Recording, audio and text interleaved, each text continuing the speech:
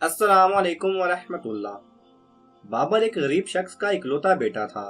17 साल की उम्र में कत्ल का इल्जाम लगा और उम्र कैद की सजा हुई।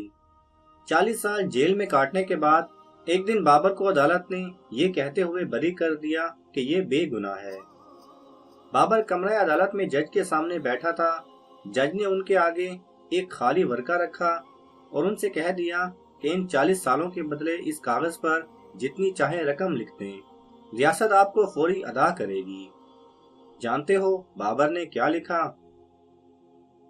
बाबर ने सिर्फ एक जुमला लिखा कि जज साहब, इस कानून पर नजर सानी कीजिए ताकि किसी और बाबर की जिंदगी के कीमती 40 साल जाया ना हो। इसके बाद वो रो पड़े। इसके साथ ही कमरे अदालत में मौजूद हाजिरीन की आंखें भी अश्कबार थी। ये कमरे अदालत में उसी लम्हे की तस्वीर है जब बाबर के जब्त का बंधन टूट गया। हमारे यहाँ कितने ही बाबर हैं जो जेल में जिंदगी गुजार कर वहीं मरते हैं, वहीं कहीं दफन होते हैं और उसके कई साल बाद अदालत उनको बेगुनाह करार दे देती है। सैयद रसूल को जब लाहौर हाई कोर्ट ने कत्ल केस में बरी किया तो पता चला कि वो 2 साल पहले जेल में ही इंतकाल कर गए हैं।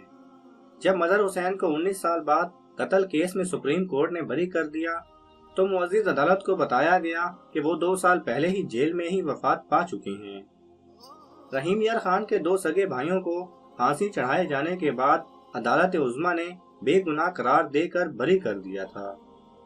काश कि हमारे किसी हुक्मरान, किसी जनरल, कानून के कोठे में बैठे किसी मुंसिफ को जेल में अपनी जिंदगी फना करने वाले किसी सैयद रसूल को बरी करते वक्त इस काले कानून में नजर सानी की तौफीक होती। ऐ काश।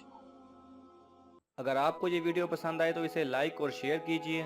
किसी भी किस्म के सवाल और इजहार राय की खातिर कमेंट्स कीजिए और मज़ीद ऐसे दिलचस्प वीडियोस देखने के लिए हमारे चैनल को सब्सक्राइब करें और साथ में बने बेल आइकन पर लाजमी क्लिक करें।